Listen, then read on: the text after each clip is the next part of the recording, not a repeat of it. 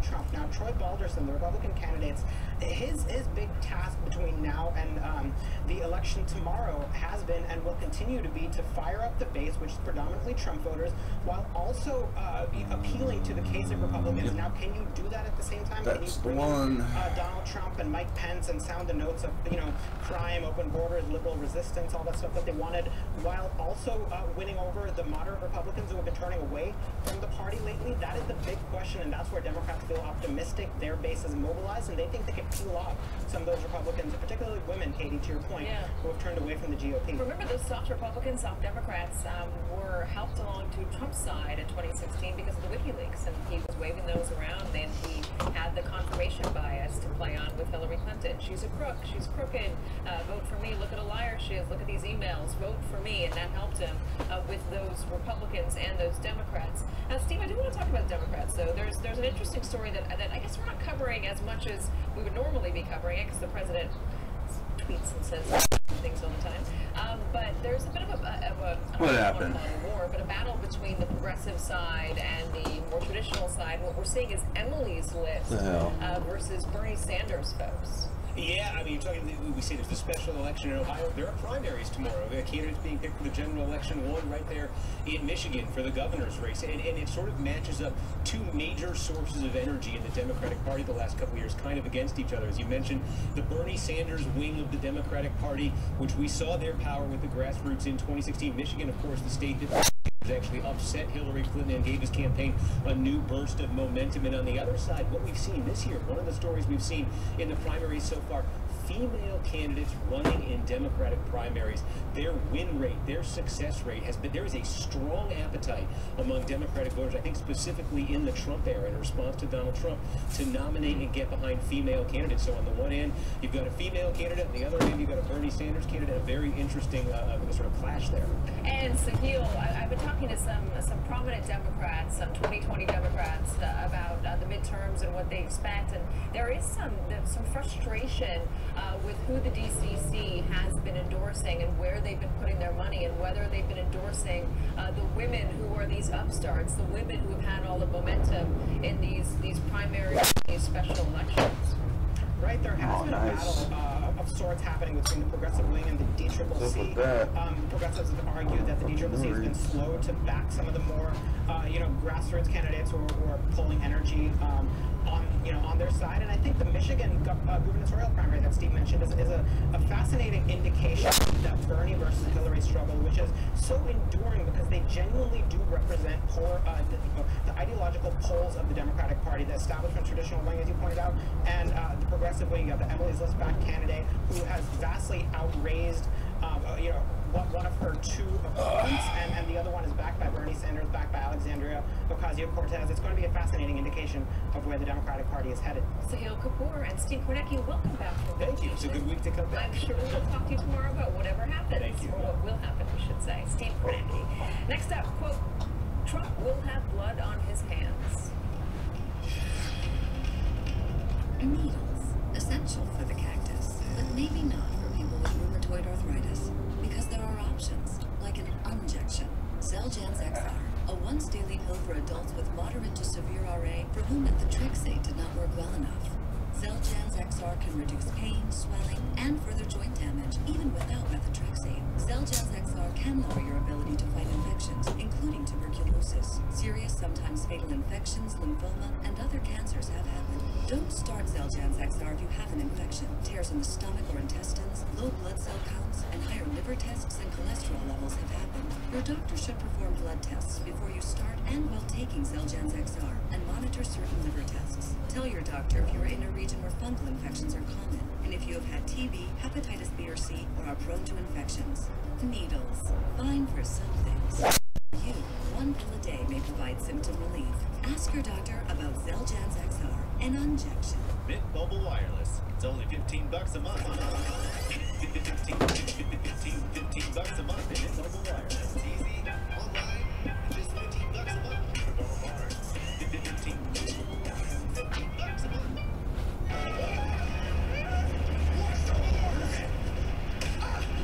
What you don't see can hurt you. Today's connected world is full of threats you may not see if you just monitor your credit to help protect your identity. LifeLock LifeLock sees more, like your personal information on the dark web.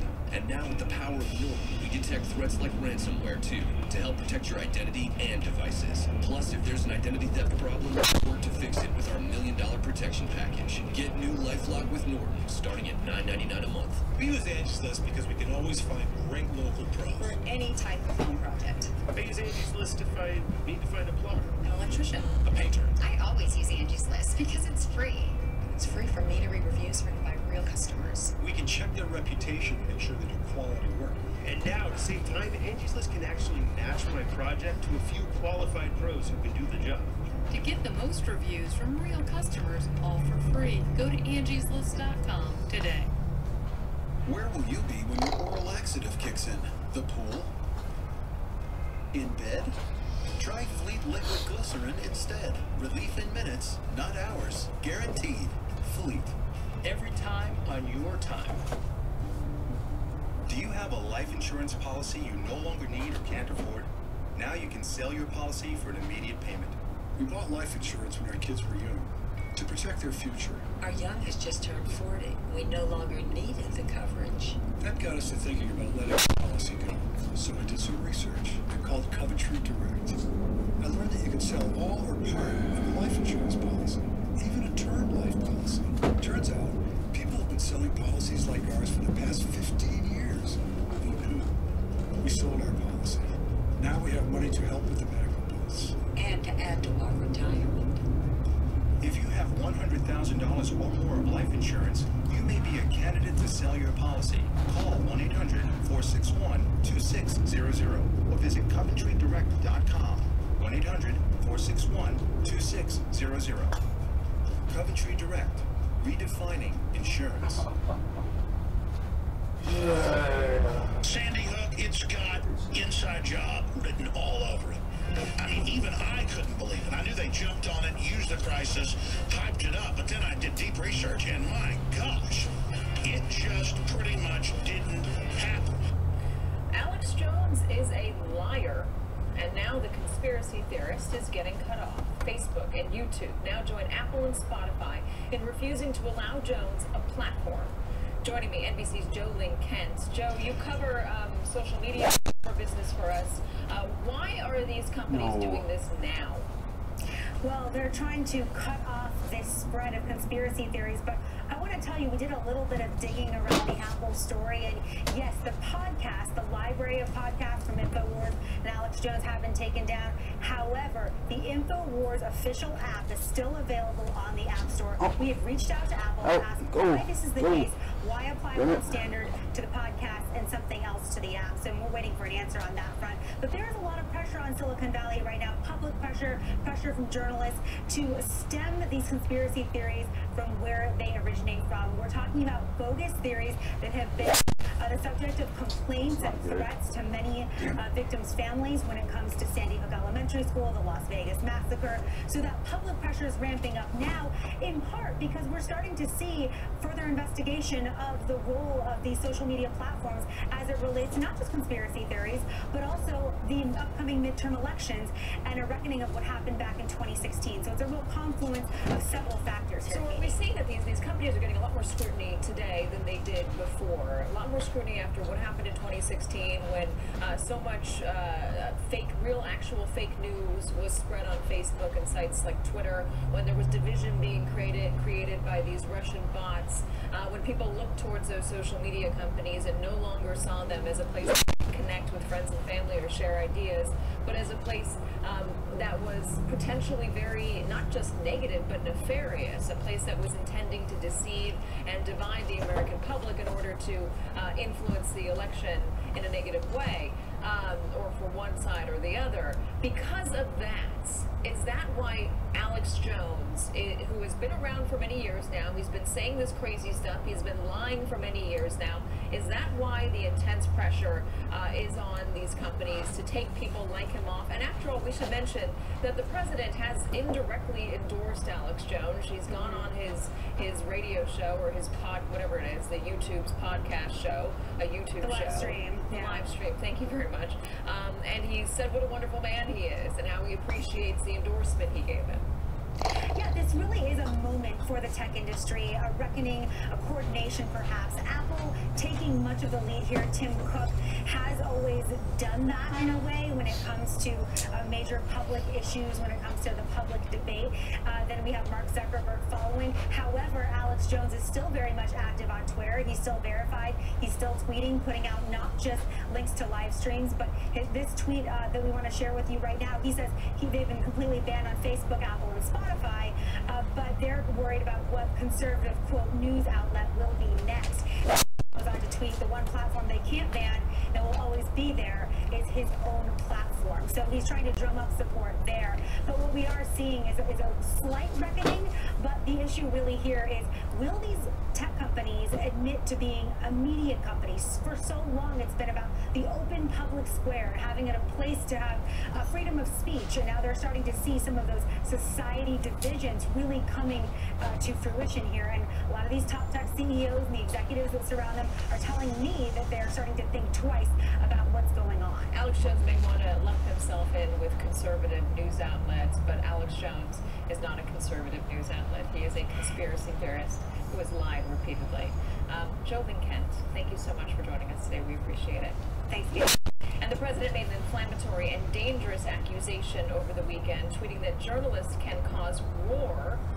Now, it's not exactly clear what he's referring to, but one can deduce he might be talking about a widely debunked claim Sarah Huckabee Sanders resurfaced last week. We fully support a free press, but there also comes a high level of responsibility with that. One of the worst cases was the reporting on the U.S. ability to listen to Osama bin Laden's satellite phone in the late 90s. Because of that reporting, he stopped using that phone and the country lost valuable intelligence. That claim was first made in a best-selling book, then validated by the 9/11 Commission, and then repeated by President George W. Bush. But here's the thing, it is not true. Bin Laden's satellite phone was public knowledge for at least 2 years before he went off the grid in 1998. It was first revealed in 1996 by the Taliban, which ran Afghanistan at the time. The suggestion that we in the media caused bin Laden to go dark is false. The president is trying to whip up his base. He's trying to blame the division and distrust he is creating on the people who are charged with holding him accountable. The president believes attacking us in the media is a political winner. For some, the anger the president is fomenting is turning into actual threats. As I shared on Friday, I have received them. But again, I am not alone. The same day I shared my story, a Trump supporter called into C-SPAN and threatened to shoot CNN anchors Brian Stelter and Don Lemon. Brian Stelter and Don Lemon from CNN called Trump supporters all racist. They don't even know us. Come on, give me a break. They started the war. I see him, I'm going to shoot him. Bye. On Sunday, Brett Stevens from the New York Times wrote about voicemails he's been recently receiving, one in particular, where the caller said, quote, "I don't carry an AR, but once we start shooting you, you aren't going to pop off like you do now. You're worthless." In his op-ed, Stevens warns, we are approaching a day when blood on the newsroom floor will be blood on the president's hands. We'll be right back. If you live with diabetes, why fingerstick when you can scan? With the Freestyle Libre, a continuous glucose monitoring system, you can check your glucose levels anytime without fingersticks. With the Freestyle Libre system, just scan the sensor and manage your diabetes. You can do it without fingersticks. Freestyle Libre is available with a prescription at participating pharmacies. Learn more at freestylelibre.us. CoQ10 is the #1 cardiologist-recommended supplement for people taking cholesterol-lowering statin drugs. Qunol, with 3 times better absorption than regular CoQ10, has the #1 cardiologist-recommended form of CoQ10. Qunol, the better CoQ10. This is not a bed. It's a high-tech revolution in sleep. The new Sleep Number 360 Smart Bed. It intelligently senses your movement and automatically adjusts on each side to keep you both comfortable. And snoring? How smart is that? Smarter sleep to help you lose your dad bod. Train for that marathon. And and wake up with the patience of a saint. The new Sleep Number 360 Smart Bed from $9.99. Smarter sleep will change your life. If you're turning 65, you're probably learning about Medicare and supplemental insurance. Medicare is great, but it doesn't cover everything. Only about 80% of your Part B Medicare costs, which means you may have to pay for the rest. That's where Medicare supplemental insurance comes in, to help pay for some of what Medicare doesn't. Learn how an AARP Medicare supplement insurance plan, insured by United Healthcare Insurance Company, might be the right choice for you. A free decision guide is a great place to start. Call today to request yours. So, what makes an AARP Medicare supplement plan unique? Well, these are the only Medicare supplement plans endorsed by AARP. And that's because they meet AARP's high standards of quality and service. You're also getting the great features that any Medicare supplement plan provides. For example, with any Medicare supplement plan, you may choose any doctor or hospital that accepts Medicare patients. You can even visit a specialist. With this type of plan, there are no networks or referrals needed. Also, a Medicare supplement plan goes with you when you travel anywhere in the U.S. A free decision guide will provide a breakdown of AARP Medicare supplement plans and help you determine the plan that works best for your needs and budget. Call today to request yours. Let's recap. There are 3 key things you should keep in mind. 1. If you're turning 65, you may be eligible for Medicare, but it only covers about 80% of your Medicare Part B costs. A Medicare supplement plan may help pay for some of the rest. 2. This type of plan allows you to keep your doctor, as long as he or she accepts Medicare patients. And 3. These are the only Medicare supplement plans endorsed by AARP. Learn more about why you should choose an AARP Medicare supplement plan. Call today for a free guide. I don't keep track of regrets, and I don't add up the years, but what I do count is Boost. Delicious Boost High Protein Nutritional Drink now has 33% more protein, along with 26 essential vitamins and minerals. Boost High Protein. Be up for life. Tonight, Spike Lee, the visionary filmmaker, sits down with Lester Holt to talk about the Black Klansman and to meet the real-life detective Ron Stallman, who infiltrated the KKK. Tonight on NBC Nightly News with Lester Holt. Breaking news in the Paul Manafort trial. NBC News can confirm that, as we were talking about before, Rick Gates is at the courthouse today and will be the next to testify. Gates, Manafort's former business partner, is considered the star witness in this case and has been cooperating with the special counsel's investigation. We're going to monitor what's happening at the courthouse, and we will bring you any developments as soon as we get them. Meanwhile, the Venezuelan government has arrested 6 people after an apparent attempt to assassinate President Nicolas Maduro unfolded on live television on Saturday. Maduro was speaking at a military parade when he was suddenly interrupted by a loud bang mid-speech. You can see his wife react in that video, the camera shake. Bodyguards rushed forward with ballistic blankets to protect him, and soldiers in the crowd scattered for cover. Right there. Venezuela officials say the explosives were dropped from drones flying above. They now blame right-wing extremists and the government of Colombia for the attack. Venezuela is in the middle of a worsening economic and humanitarian crisis. People there are suffering from severe shortages of medicine, food, and other basic necessities. Joining me, Venezuela correspondent for the Associated Press, Scott Smith, and NBC News correspondent Gabe Gutierrez. Gabe, give us the breakdown. What exactly happened this weekend, and are we sure that the Venezuelan government's version of events is the actual version of events? Well, Katie, good afternoon. The Venezuelan Attorney General just said that, as you mentioned, 6 people have been detained. They've now been charged with treason and attempted murder. There is some question about the government's official version of events. You see the video right there from a network, Telesud, that the Venezuelan government said was real. That was one of the 2 drones blowing up in the air, according to the government. There initially had been a dispute about what exactly happened. Several firefighters on the scene have said that there may have been a gas leak or explosion in a nearby apartment building, but the Venezuelan government now says that one of the drones was detonated near the presidential stage. The other drone fell into that apartment building. They now say that of the 6 people that were arrested, one of them had an open arrest warrant for an attack on a military base in 2017. Another had been arrested during anti-government protests in 2014. Now, as you mentioned, Nicolas Maduro is blaming far-right extremists and also the government of Colombia, and also saying that opponents here in the U.S. and South Florida had helped finance the attack. For its part, the Colombian government has denied any involvement. National Security Advisor John Bolton has also denied any U.S. government involvement. And a little-known opposition group in Venezuela called Soldiers in T-Shirts, it has claimed responsibility, although, Katie, as you know, it's very difficult to know exactly who may have been behind this attack. Opponents of the Maduro government now say that they fear that he will use this incident as a pretext for a harsher political crackdown. Well, let's jump off, Scott, and talk about that. Why would there be distrust about this event, and distrust that this was something that was not done by extremists looking to potentially kill or assassinate the president of Venezuela, but something done by the president himself in order to make it so that he's more popular with the people?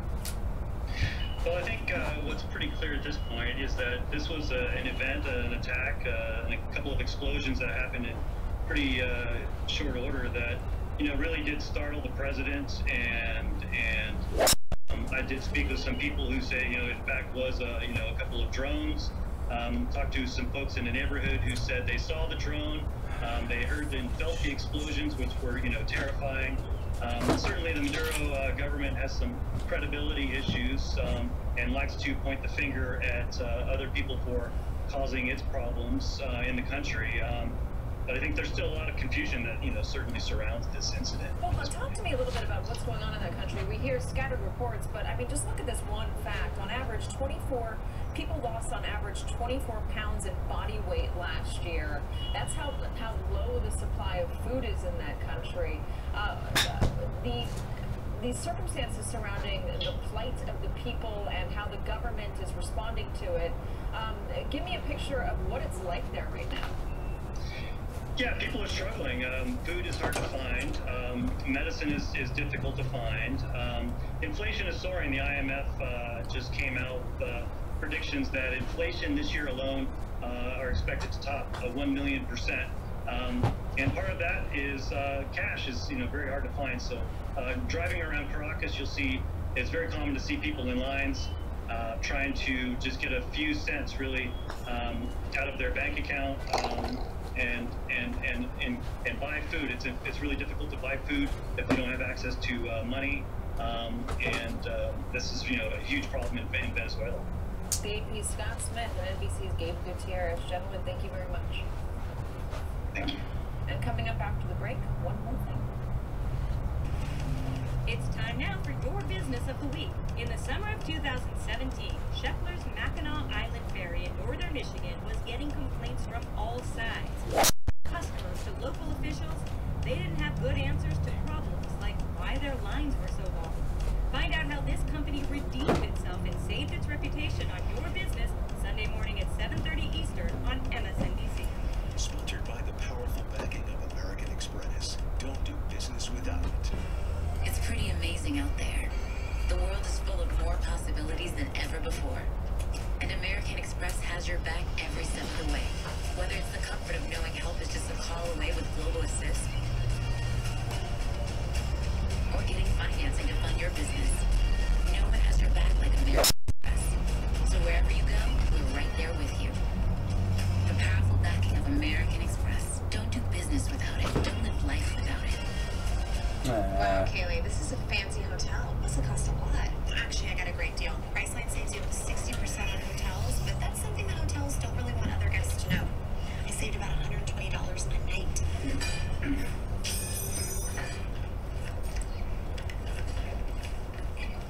Did you say you saved $120 a night on the room?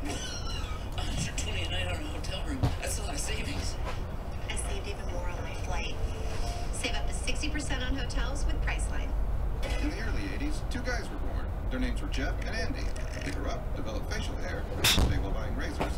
They wondered, why do razors cost so much? Jeff and Andy were confused, so they started their own razor company. They even bought a factory in Germany. They bought my factory. They made razors that looked like they were designed on Earth, not in space. And by selling directly to you on the internet, Harry's can offer a quality shave at a fair price. Go to harrys.com now to redeem your trial offer. Harry's, the shaving company that's fixing shaving. Running a business means I can't waste time, especially when hiring. I used to pore over resumes, but now I post my jobs on Indeed. Their screener questions help me get to my short list. People with the qualifications I need, like 5 years experience. All saving me time that I get to put back into running my business. Hiring's better when you've got your short list. Learn how screener questions can save you time when you post your job on Indeed. I've been honored to serve America in the U.S. Army and as a defense executive for over 4 decades. From monitoring communications in Europe to serving Presidents Ronald Reagan and George H.W. Bush as their communications security officer. I've spent my life protecting America's infrastructure, but she is no longer resilient. Computing is embedded in our daily lives, but the data is not safe. The first modern ransomware was in 2013. Each year since, infections grow in frequency and consequence. City Atlanta fell victim to ransomware. 4 months and tens of millions of dollars later, operations are not fully restored. Blacklist Antivirus is old, reactive, foreign-made, and is our national infrastructure's single point of failure. I chose PCmatic because the whitelist is proactive, preventative, and made in America. PCmatic protects homes, businesses, and government agencies, and will hire. Go to PCmatic.com or Cynics Reseller. One more thing before we go. Imagine a world with heightened tensions, a world with cyber attacks on our elections, a world where Russia wants to be friends, and there's only one man who can carry out this mission. Imagine this arsenal of tactical nuclear weapons falling into the wrong hands. The Pentagon never did. 4 minutes ahead of schedule. Damn, I'm good. Now, a team of terrorists have taken over. Wake up the president. But there's just one thing they didn't count on. The cook. That's right, Steven Seagal. Yes, that's Steven Seagal, the cook. Despite the fact that his action movies have been going straight to video since 1998, Vladimir Putin apparently believes Seagal is the man for this mission, that he has enough star power to carry it out. The 66-year-old actor was named a special representative by Russia's Ministry of Foreign Affairs with the goal of bringing the two countries together in the, quote, humanitarian sphere. But it really should not come as a surprise. Seagal and Putin are close friends. And has defended the Russian government, saying it's, quote, stupid to think Moscow interfered in U.S. elections. Seagal also became a Russian citizen back in 2016. Perhaps Seagal will have more success in this role than he's had in Hollywood over the past 2 decades. Boom. That'll wrap things up for me this hour. Ali Velshi picks things up right now. Ali, I'm sorry, it's Casey Hunt. I was like, where's Ali? He's not here. Casey Hunt. Hi there, my friend. Hey, Katie. It's great to see you. Good afternoon. I am Casey Hunt. Hey, I am Casey Hunt in for Ali Velshi. We begin with breaking news this hour in the trial of former Trump campaign chairman Paul Manafort, the first trial in the special counsel's investigation. The prosecution's star witness, Manafort's longtime business partner, Rick Gates, is about to take the stand in the bank and tax fraud trial. Gates was originally charged as a co-conspirator in Manafort's case, but he's been cooperating with prosecutors after pleading guilty to conspiracy and lying to the FBI. With me now, former federal prosecutor Seth Waxman. He is now a partner at the law firm Dickinson Wright in its white-collar criminal defense and government investigations practice. Seth, thanks for being here, and thank you for being willing to kind of turn on a dime here and talk about a slightly different topic. This is perhaps earlier in the week than we had expected prosecutors to call Rick Gates, who, of course, was Manafort's right-hand man. And we know from the opening of this trial that the defense is essentially going to try to argue that Rick Gates was really the one who did everything here that was illegal. Walk us through, I mean, you've been in the courtroom for high-stakes cases like this. Walk us through what we're about to see in this trial. Yeah, I mean, the defense wants to set this up as a he said. This is a Paul Manafort versus Rick Gates matter. And you, the ladies and gentlemen of this jury, if you can't believe Rick Gates, you got to walk my client.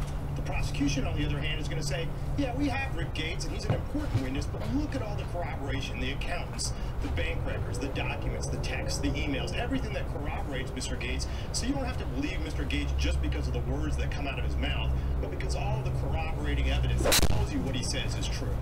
And what has Rick Gates essentially gotten for himself by agreeing to cooperate with prosecutors? So lesser charges, a reduced sentence potentially. The prosecutors will tell the judge at the end of the day, after his cooperation is done, just how much help he provided, called substantial assistance. And one of the things I'd really be looking for is the government has to tell the defense all the different charges that he did not have to plead guilty to. In other words, any benefits Mr. Gates got from the government has to tell the defense. And typically what defense lawyers do is cross-examine Mr. Gates on that. You didn't have to plead to this, you didn't have to plead to that. That may give us a window into the broader Mueller investigation. All the crimes that the Mueller prosecution as a whole may have Rick Gates and others on, those are benefits Mr. Gates got by not having to plead guilty. So that would be a little nuance people could look for. Interesting. And how long would you expect such a critical witness to be sitting on? And we know that this I think it's called the rocket docket, and this judge is very fast, but just kind of for our viewers who are trying to get an idea, we obviously have cameras in the courtroom. Well, maybe over this afternoon. No, I kid. No, it is the rocket docket. In an average trial, you'd think someone like this would be on for 2-3 days, maybe even longer. In this case, I expect the judge to keep the witness's testimony tailored to the most important points. So I guess my bet is still a day or so. And then, with defense counsel, the judge is going to give them a lot of latitude to cross-examine, because this is really the big moment for the defense. If they can't put this whole thing on Rick Gates, which will be a challenge, they got to walk out of this thing feeling pretty good at that point, the defense does, or you're starting to head really down the path towards the prosecution victory. So is this, would you characterize this as really the make or break moment for Paul Manafort? Yeah, for the defense. That's the way they set this up in opening. They put it all on Rick Gates, which is a pretty standard defense tactic. You have one guy who lied. The difficulty with that, of course, is it's Paul Manafort's signature on those tax returns. It's, Paul Manafort's signature on those bank loan applications. You have the witnesses all testifying that they got instructions from Paul Manafort, not Rick Gates. It's a tough hurdle for the defense to get over to say, forget everything you've heard, Rick Gates is the guy. Right, and when you say that this is a common tactic for the defense, you mean that because we already know that Rick Gates lied at some point, prosecutors have said that, pointed that out, he's admitted to it, that therefore the defense can make the argument that, well, better to trust this guy who actually didn't lie? Is that what you mean? Well, so yes, the lying's important, but also that he's a cooperator, that he's pled guilty to crimes, that he is really the true mastermind here. He's the one that is admitted to doing this conduct. My client is Mr. Manafort, if I was defense counsel, is innocent until proven guilty. The only one that you heard from this courtroom that is admitted to criminal wrongdoing is Mr. Gates, and that's the person you need to be focusing on. So let's walk through, the plausibility of this. Now, I covered Paul Manafort when he was about to take the Trump campaign to the convention, before he locked up the nomination, and he came in to kind of, wrangle all of these delegates, and it was very clear that while he and Rick Gates were working together, Paul Manafort was running the show, and as you point out, his signature is on all of these documents. And while he may argue that, well, he's a very busy man, which appears to be an argument that they're making, he doesn't have time to worry that the money is coming from over here in Cyprus to pay for these, the Python leather jacket and other things. He still doesn't have time to go to these fancy tailors, etc., etc.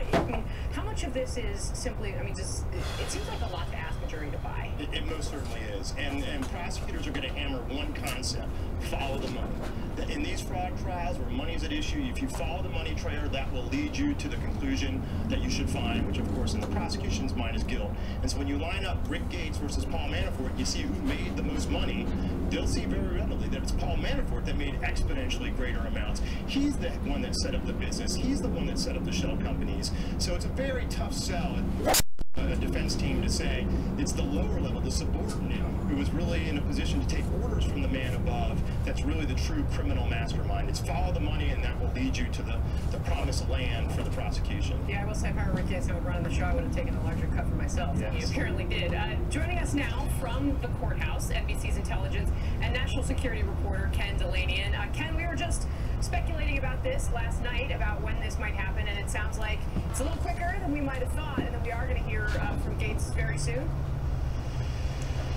That's right, Casey, and I'll just relate to you what happened in the courtroom to understand that fact. You cannot come over here right now. Cindy LaPorta, the accountant, was on the stand being cross-examined by the defense, and Manafort's lawyer, Kevin Downing, was asking her about some very complicated tax matters, and then he said, would it change your answer if you knew that Rick Gates had embezzled millions of dollars from Paul Manafort? And then there was an objection by the prosecution, and Downing answered, well, Mr. Gates has that evidence, he's up next. And about 30 reporters scrambled out of the courtroom to let you all know that Gates including you, thankfully. Yes, not as fast as I should have been, perhaps, but Cindy LaPorta is still on the stand. There's some redirect by the prosecution. Recall that she's the accountant who acknowledged submitting information on Manafort's taxes that she wasn't sure was accurate and turned out to be inaccurate and caused what the prosecutors say was a tax fraud. And in the same way they bank loan, she actually testified under a grant of immunity and sort of admitted being complicit in what prosecutors call a bank fraud. Now, Downing spent a while on the stand trying to fuzz that up and suggest that there could be alternate explanations and perhaps it wasn't criminal. Maybe it could have just resulted in an IRS fine. That really wasn't conclusive. I think the most important witness of the trial we're about to see, because it's all hanging on Rick Gates at this moment. If Manafort's defense is that Rick Gates was embezzling millions of dollars and he orchestrated this fraud, perhaps he has some evidence, because we haven't seen any of that yet. I was just going to follow up and ask you that. I mean, we've heard them kind of make that pitch publicly to say, actually, no, it was Rick Gates who masterminded all of this, as we were just talking about here on set. That doesn't necessarily seem plausible given that the evidence and the facts arrayed before us right now, that Manafort was the one who clearly was raking in millions of dollars, who had these expensive tastes and lifestyle, who was signing things on the dotted line. But as you say, it's possible they could have some evidence to the contrary. What might that look like? Well, Gates was a partner. He was a protege of Manafort. He clearly had a lot of authority within the firm, and he was dealing personally with this accountant, Cindy LaPorta, and giving her instructions about how to perform certain tasks and how to account for things.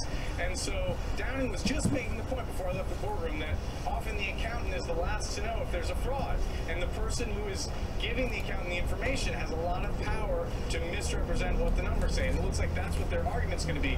But as you said, counteracting that is the fact that every single witness has been asked, was Paul Manafort involved in this transaction? Was he calling the shots? And to a person, they all answered yes, including Cindy LaPorta. She just said not 20 minutes ago that Mr. Manafort was deeply involved in all aspects of the processes and of the transaction. So it'll be interesting to see what the defense can come up with here, Casey. Ken, before I let you run back into the courthouse, can you just kind of give us a quick refresher on who Rick Gates is, kind of what his background is, and how this might go on the stand for him? What are the stakes? How much preparation have prosecutors put him through? Well, one can only imagine that he is incredibly well prepared because he's such an important witness. Rick Gates was Paul Manafort's protege. He was working for Manafort for many years, but he also, when Manafort went to the Trump campaign, Rick Gates went to the Trump campaign as the deputy chairman, and he stayed on after Manafort left when the scandal erupted in the summer of 2016. So Gates remained in Trump world longer than Manafort, and he may have some information about some meetings and some things that happened that Manafort doesn't. We're not going to hear about that at this trial, but he's been thoroughly debriefed by the FBI about that. Also, Gates was not nearly as rich as Manafort, and it became clear to him that he was under a crushing financial burden in mounting a defense because he was indicted alongside Paul Manafort, charged with these frauds, and at some point he decided to pack it in, plead guilty, and tell what he knew. But even as he was negotiating a plea agreement with the FBI, Casey, he lied, and he's now been charged with that lie. He's admitted to it. So that's going to really impeach his credibility on the stand. Prosecutors have a difficult task ahead of them to confront all that with Gates before the jury and sort of build him up as a credible witness. Oh, boy. All right, Ken Delanian, thank you very much for your reporting. We will come back to you as this news develops, so just flag us and we'll bring you back. Seth, stick around. We're going to come back to you in just a few minutes to talk about the Mueller probe, which, of course, is what we are going to get to now, because Manafort's case isn't the only legal dilemma that the administration is grappling with.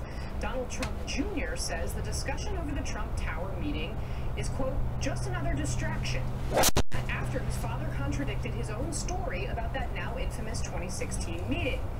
And he did it, of course, in a tweet, quote, this was a meeting to get information on an opponent, end quote, before adding his own legal analysis that it was, quote, totally legal, and finally saying, with an exclamation point, I did not know about it. That doesn't quite mesh with what we've heard from the White House over the past year. In the case of Don, he listened. I guess they talked about, as I see it, they talked about adoption and some things. There was nothing, as far as we know, that would lead anyone to believe that there was anything except for a discussion about adoption of the Majinsky Act. The president didn't sign off on anything. He was coming back from the G20.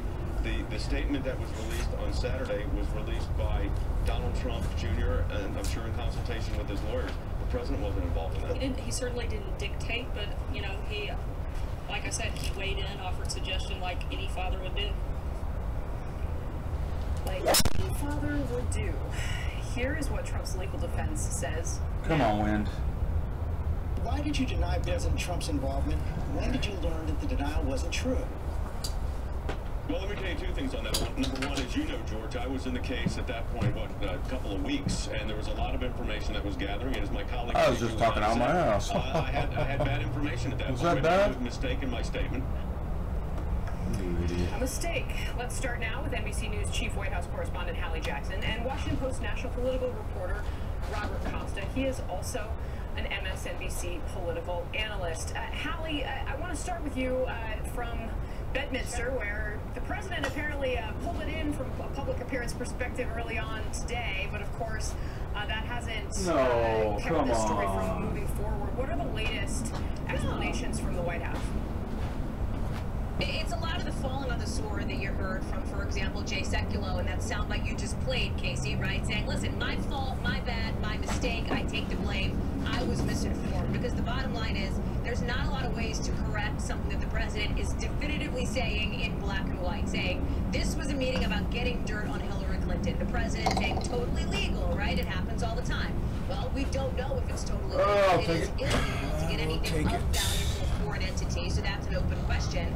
And as far as this happening all the time, I've spoken with a lot of Republican and Democratic strategists who say, no,